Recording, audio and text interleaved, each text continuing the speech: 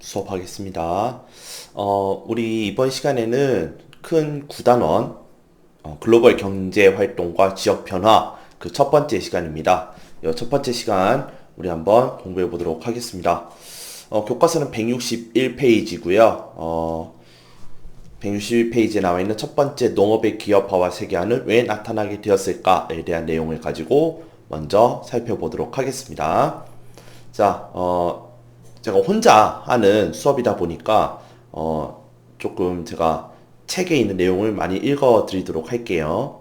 자, 우리 교통통신의 발달과 그 다음에 WTO 체제 출범, 그리고 자유무역 협정 체결 등으로 지역 간 교류가 증가를 하게 돼요.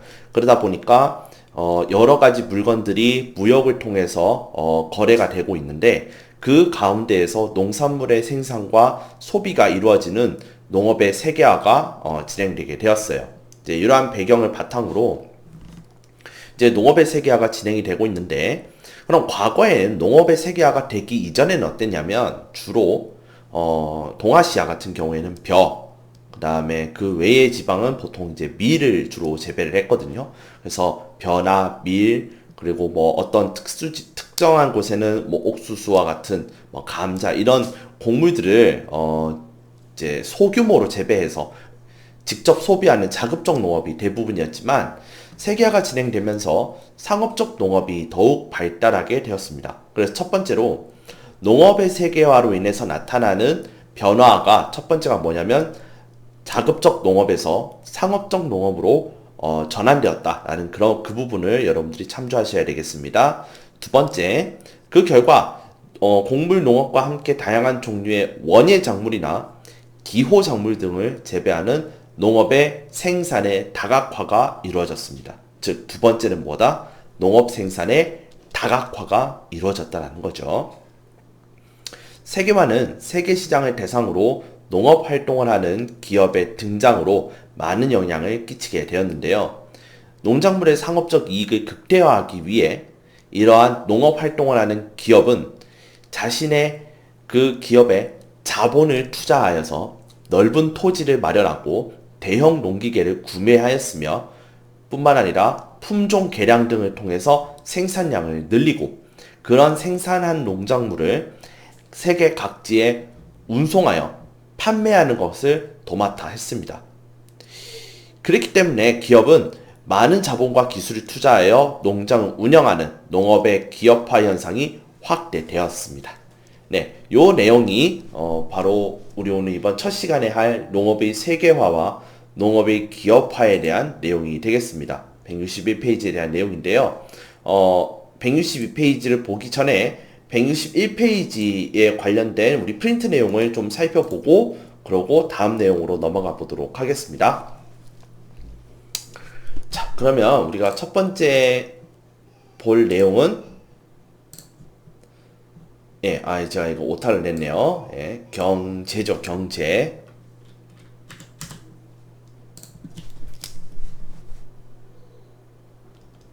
네, 경제활동과 지역변화입니다. 첫 번째로 우리가 농업의 세계화에 대해서 좀 먼저 알아보도록 할게요. 농업의 세계화. 자, 농업의 세계화의 배경에는 교통과 통신의 발달, W체제 출범, FTA 체결이라 되어 있는데, 그 중에서 우리가 생소한 개념 중에 하나가 무엇이냐면 WTO라는 말과 FTA라는 말이에요. 자, 여러분, WTO는 World Trade Organization이라고 해서 우리 교과서에 세계 무역기구라고 나와 있습니다. 회원국들 간의 무역 관계를 정의하는 많은 수의 협정을 관리 감독하기 위한 기구로서 UN 산하에 있고요. 무역 장벽을 낮추고 무역 협상의 기반을 제공함으로써 원활하고 자유로운 무역 지원을 목표로 하는 그런 이제 기구를 WTO다라고 이야기를 합니다. 그래서 만약에 무역과 관련되어서 뭐 보복적으로 뭐 경제 제재를 가한다든지 그런 부분에 대해서는 WTO가 중재에 나서서 해결해주는 이제 그러한 기구가 바로 그러니까 WTO가 나서서 중재해주는 그런 역할을 한다는 거죠. 네. 두 번째는 FTA인데요. 사실 제가 현장 강의에서 FTA에 대해서 좀 굉장히 비중 있게 다뤄드렸었습니다. 가령 FTA라는 것 자체가 무엇이냐? Free Trade Agreement라고 해서 자유무역 협정이라고 하거든요. 그러면 자유무역을 하는 협정이라는 뜻인데 우리가 협정이라는 말의 의미에 대해서 다시 한번 생각해 보자. 자, 협의에서 정한다라고 했으니까 협의, 이야기를 통해서 정한다는 거잖아요. 그러니까 우리가 흔히 얘기해서 약속한다라는 의미하고 굉장히 결이 맞닿아 있는 단어라고 생각하시면 됩니다. 그러니까 국가와 국가와의 관계에서 자유무역하기로 약속하는 그러한 것을 우리는 FTA다라고 이야기를 하는 거죠. 둘 또는 그 이상의 나라들이 상호 간의 수출입 관세와 시장 점유율 제한 등의 무역 장벽을 제거하기로 약정하는 조약. 그래서 이것을 FTA라고 얘기를 해요. 자, 그럼 여기서 얘기하는 관세라는 말과 시장 점유율 제한 이런 개념이 어떤 것인지 간단하게만 설명하자면 우리 관세를 영어로 커스텀이라고 얘기를 하는데 이 관세에서 이야기하는 것은 가령 A 자동차의 가격이 1,000,000원이고 B라는 자동차의 가격이 1,000,000원인데 A 자동차는 한국에서 나오는 자동차고 B 자동차는 미국에서 나오는 자동차다. 그런데 한국이라는 곳에서 사람들이 살 때 A 자동차가 있고 B 자동차가 있는데 똑같은 가격으로 1,000,000원씩 판다고 했을 때 우리 사람들은 흔히 한국 차보다는 조금 더 성능이 괜찮은 이 B 자동차를 선택한다라는 것이 일반적이다라는 거죠.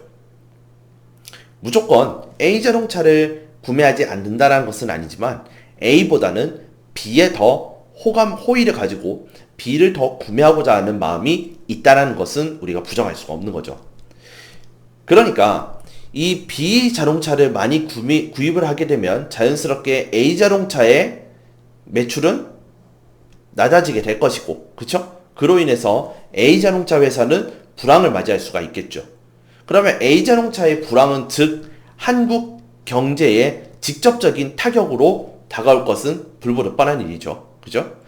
그랬을 때 한국 정부에서 우리나라 정부에서 할 수 있는 조치가 무엇이 있느냐? 바로 가격에 있어서 차이를 두는 방식입니다. 그러니까 1,000,000원으로 각자 팔고 있던 이 가격에다가 플러스 알파를 도입함으로써 B 자동차를 사는 데에는 1,000,000원보다 더 많은 돈을 주어야 살 수 있도록 하는 관세를 규정하는 방법이 있는 것이죠. 이 무슨 말씀인지 아시겠죠? 예, 그러다 보니까 자연스럽게 B의 자동차 가격은 1,000,000원보다 더 많은 돈을 지불해야 하는 방식으로 가격을 제시하게 되는 것이고, 사람들은 이러한 A 자동차를 살지 B 자동차를 살지 가격의 효율성을 바라보고 A 자동차를 구매하는 사람들이 더 많아지도록 하는 일련의 보호장치의 역할을 한다라고 보시면 좋을 것 같아요. 관세는. 그러면 관세를 설정하는 이유는 한 가지죠. 그치? 국내 기업을 보호하고 계속 육성해 나갈 수 있도록 하는 하나의 경제 보호장치라고 볼 수가 있겠죠. 그런데 이러한 관세를 두게 되면 한국 안에서 A 자동차에 대한 점유율이 높아지는 것과 동시에 정당하게 B 자동차가 점유율을 가져가는 것을 막는 결과를 가져오기 때문에 불합리한 무역을 초래할 수가 있는 거죠. 그렇기 때문에 FTA에서 약속하고자 하는 것은 무엇이냐면 이러한 관세를 폐지하자. 이것이 첫 번째고요. 두 번째, 시장 점유율 제한이라고 하는 것은 A와 B 자동차가 서로 이 점유율을 가지고 경쟁을 할 때, 그러니까 사람들이 더 구매를 많이 할 수 있도록 어떠한 여러 가지 서비스를 제공한다든지 그런 것을 통해서 A 자동차가 이제 과도하게 시장 점유율을 빼앗기는 상황을 맞이하기 위해서 일정 점유율 이상으로는 확보를 하지 못하도록 나라에서 규제를 할 수가 있습니다. 근데 이런 것도 역시 마찬가지죠. 자유로운 경쟁을 저해하는 활동이기 때문에 역시 이 FTA를 맺는 국가끼리는 이러한 시장 점유율 제한 역시 제거해야 된다. 즉 그러니까 무역 장벽으로서 등장하는 것이 뭐냐면 시장 점유율 제한과 관세라는 거죠. 이 두 가지를 제거하고 공정하게 그 다음에 자유롭게 무역하자라는 그 협정이 FTA가 되겠습니다. 그러면 WTO에서는 이러한 FTA가 잘 준수되는지 안 되는지도 역시 관리, 감독을 하는 역할을 한다라고 이해하시면 좋을 것 같습니다. 자, 그래서 특징으로 바로 넘어가자면 첫 번째, 상업적 농업의 발달이라고 나와 있습니다. 자, 우리가 흔히 생각하는 것이 무엇이냐면, 자, 우리 농업이라고 이야기를 했을 때, 농업이라고 이야기를 했을 때, 우리가 농업에 대해서 갖는 인식이 어떠냐면, 우리가 흔히 가지는 농업은 쌀과 밀과 보리, 간단한 채소를 재배를 해서 이것들이 왜 재배하느냐? 우리가 먹기 위해서라는 거죠. 먹기 위해. 우리 생존의 수단이기 때문에 라는 의미로 농업을 한다라고 생각하는 경우가 있어요. 이런 경우를 우리는 무엇이라 하냐면 자급적 농업이다라고 이야기를 해요. 자급적 농업. 그러니까 쌀, 밀, 보리, 채소 이런 것들을 재배하는 이유를 우리가 가꾼 것을 우리가 먹기 위해서라고 규정을 한다면 그 농업은 자급적 농업이야. 그런데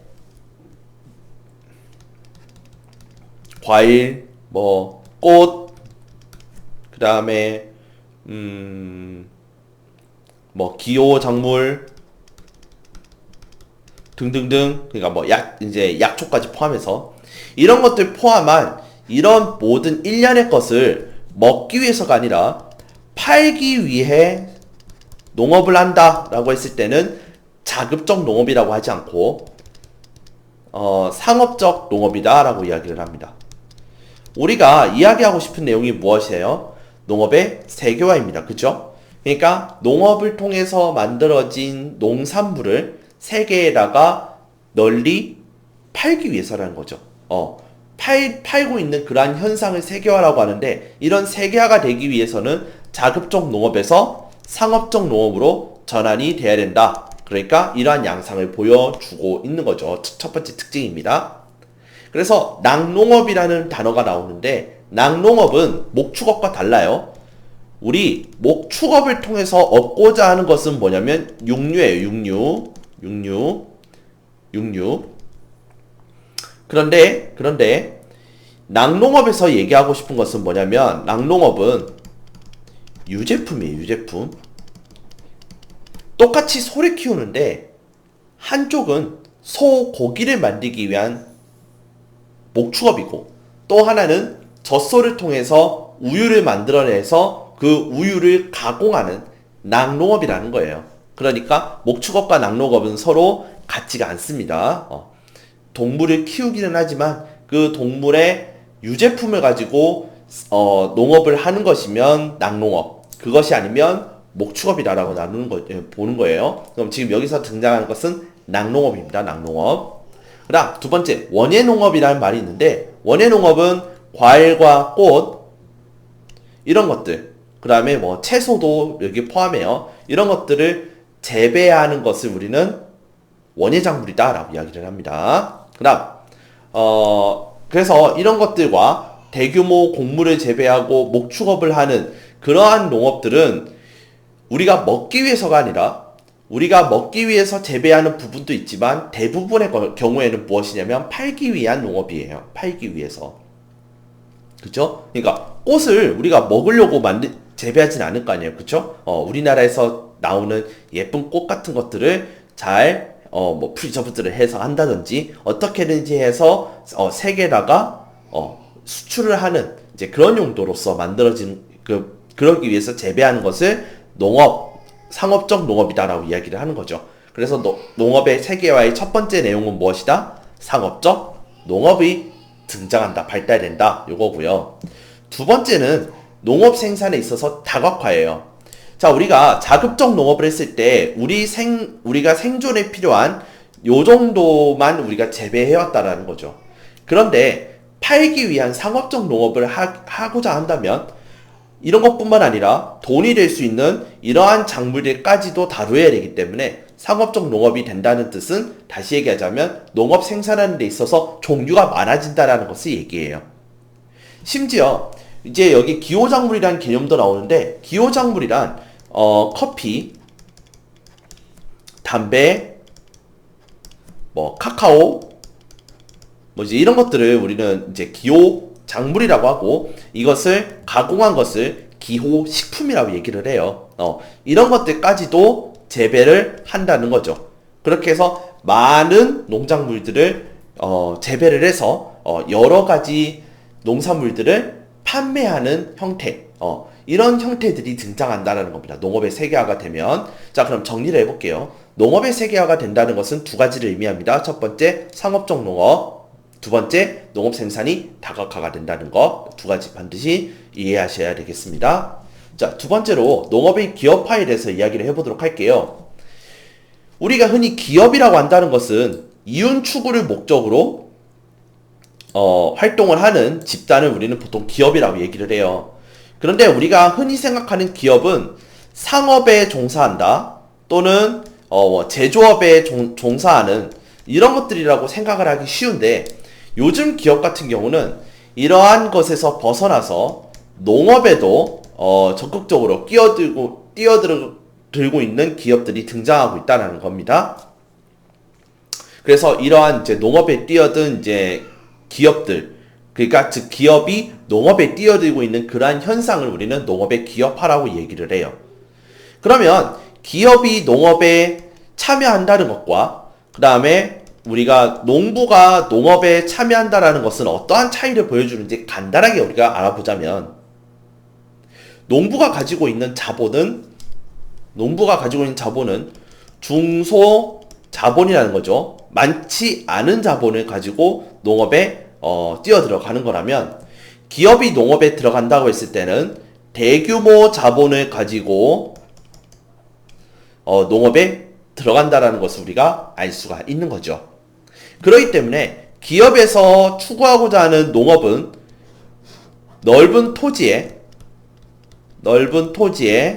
이 넓은 토지를 경작할 수 있는 여러 가지 농기계, 많은 농기계라고 얘기할 수 있죠. 많은 농기계. 그러니까 뭐 트랙터도 있을 것이고 뭐 비행기 이런 거 있지 않습니까? 뭐 농약을 뿌리는데 효율적으로 뿌릴 수 있는 뭐 그런 뭐 드론이나 뭐 또는 뭐 비행기나 뭐 이런 것들이 있을 거 아니에요. 그죠? 뭐 그런 것들 이제 통칭해서 농기계. 그 다음에 세 번째로 이러한 넓은 토지에서 효율적으로 재배할 수 있도록 품종을 개량한다는 거.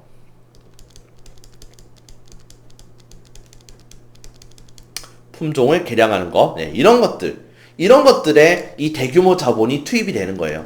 그 반면에 농부들이 중소자본으로 농업을 했을 때에는 이런 넓은 토지를 갖는다든지 다량의 농기계를 가진다든지 품종 개량에 뭐 연구 비용이 된다든지 이런 것들이 불가능하잖아요. 그쵸? 그렇기 때문에 그 농업과 여기서 말하는 농업은 약간의 차이점이 있다는 것을 우리가 알 수 있습니다. 그러면 특징으로는 어떤 특징이 있느냐면 첫 번째, 이렇게 농업에 뛰어드는 회사들은 대체적으로 대규모 자본을 필요로 하기 때문에 대규모 자본을 가질 수 있는 기업들 중에서도 특히 다국적 기업들이 보통 자리를 하고 있다라는 겁니다. 다국적 기업이라는 개념은 우리가 이제 뒤에서 더 자세하게 다루겠지만 대략적으로 말씀드리자면 국내의 어떠한 특정 기업을 얘기하는 것이 아니라 국내에도 지부가 있고 뭐 본사를 두고 각 다른 나라의 여러 지부들을 가지고 있는 기업을 우리는 다국적 기업이다라고 이해하시면 되겠습니다. 그래서 이러한 다국적 기업이 주로 대규모 자본을 통해서 아까 제가 말씀드렸던 토지와 농기계와 품종에 투자를 한다는 거죠. 이러한 다국적 기업들은 아까 넓은 토지에 다량의 농기계와 품종 개량을 통해 많은 수확량을 갖고 많은 수확량을 확보하는 데에 그 목적이 있는 거예요.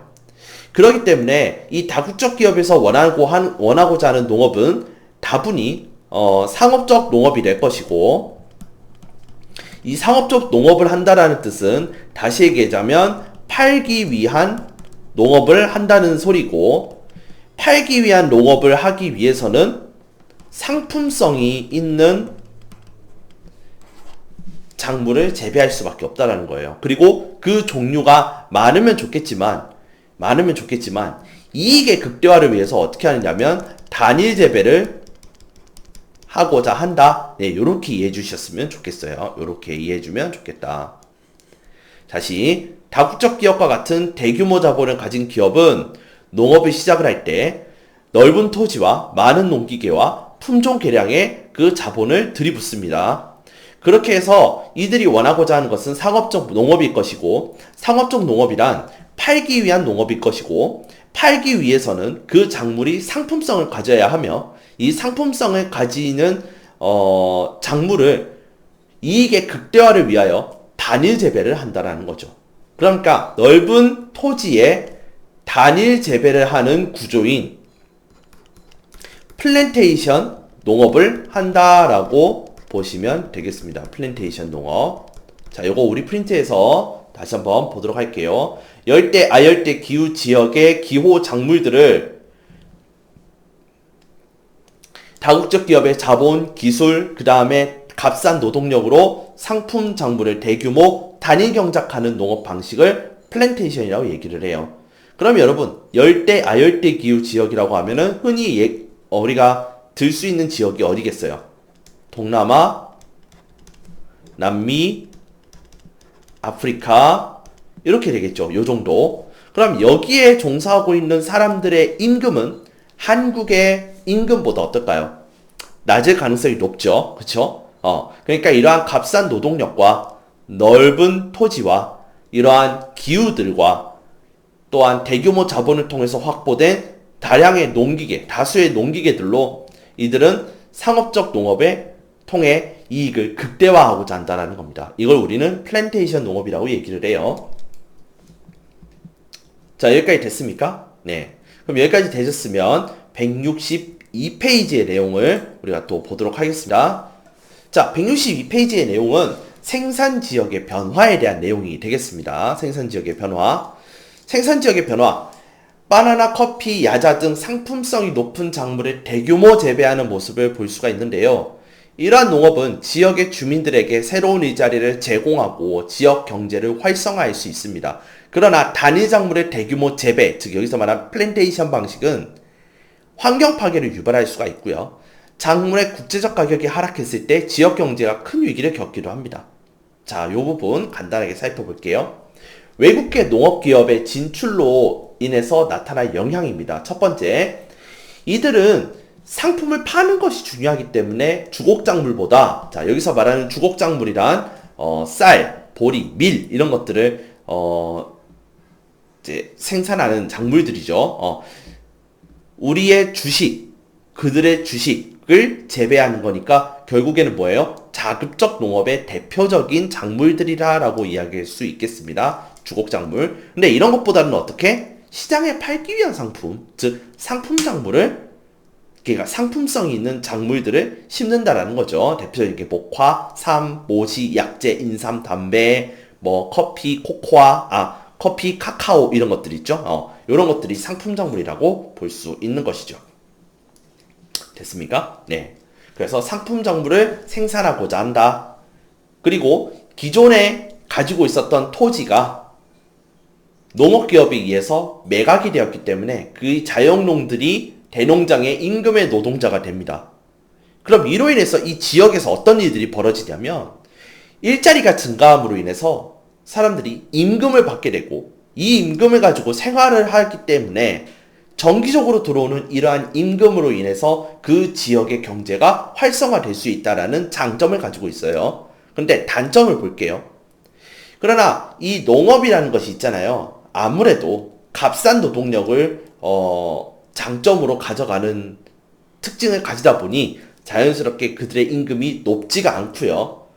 또한 이들이 이제 농장이 잘 돌아가지 않았을 때에는 그들이 잘릴 수도 있는, 즉 고용 불안을 안고 있다라는 겁니다. 이들이 만약에 중소자본의 그런 농부로 남아 있었다면 고용 불안이라는 것은 없었을지도 몰라요. 그런데 누군가에 의해서 고용이 된다라는 것은 이렇게 꼬박꼬박 월급이 들어온다라는 장점이 지니고 있지만 언젠간 잘릴 수 있다라는 그런 고용 불안도 함께 가지고 있을 수밖에 없기 때문에 이 두 가지의 단점을 우리 그 교과서에 나와 있는 내용이랑 함께 여러분들이 잘 이해하셔야 되겠습니다. 자, 그럼 첫 번째, 환경 파괴를 유발한다. 두 번째, 작물의 국제 가격이 하락했을 때 지역 경제가 큰 위기를 겪을 수 있다. 이것과 관련지어서 저임금과 고용 불안까지 온다라는 거, 이렇게 세 가지를 여러분들이 이해하셔야 될 것 같습니다. 됐죠? 자, 그러면은 이제 우리가 네 번째, 농업 소비 특성의 변화까지 오늘 보도록 하겠습니다. 자, 소비적의 변화입니다. 햄버거, 피자 등의 패스트푸드를 많이 먹으면서 육류 소비량이 급증하고 차, 커피, 카카오 등 기호작물의 소비로 증가하게 되면서 이 소비 지역의 그런 식생활 변화가 초래가 되는데요. 이로 인해서 주곡작물의 소비량이 감소하게 됩니다.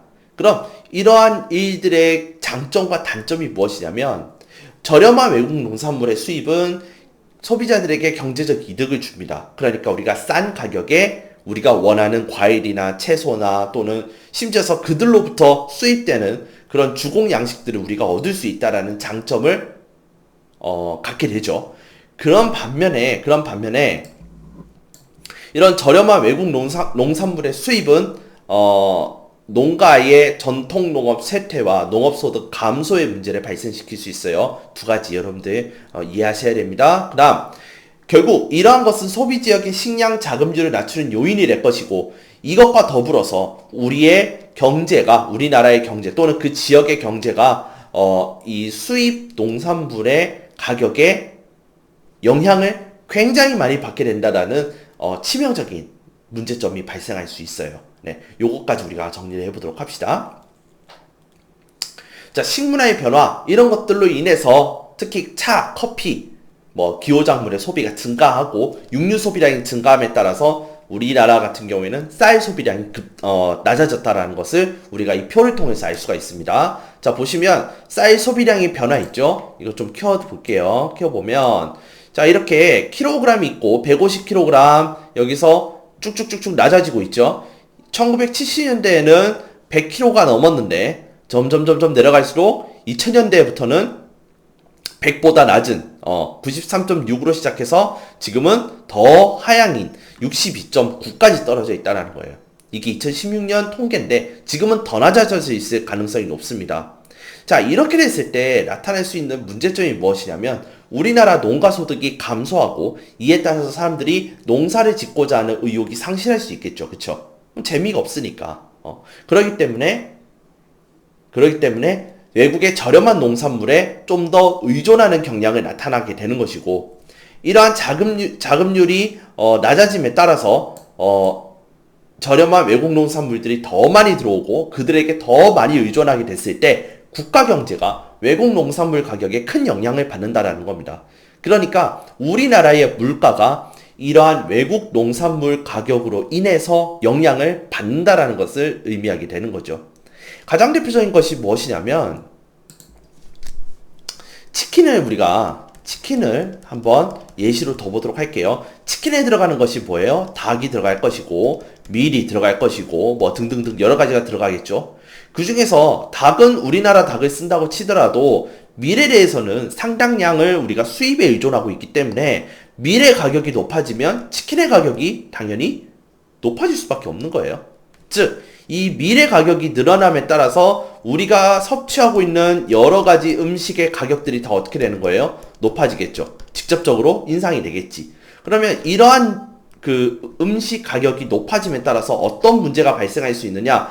다른 물건들에 대해서도 간접적으로 어떻게 된다는 겁니까? 영향을 받아서 물가가 상승한다는 거죠. 즉, 국가 경제가 이 밀 하나에 영향을 심각하게 받을 문제가 발생한다는 겁니다. 우려가 있다는 거지. 그러니까 그 내용 그 다음에 전통 농업이 쇠퇴한다. 농업소득이 감소한다.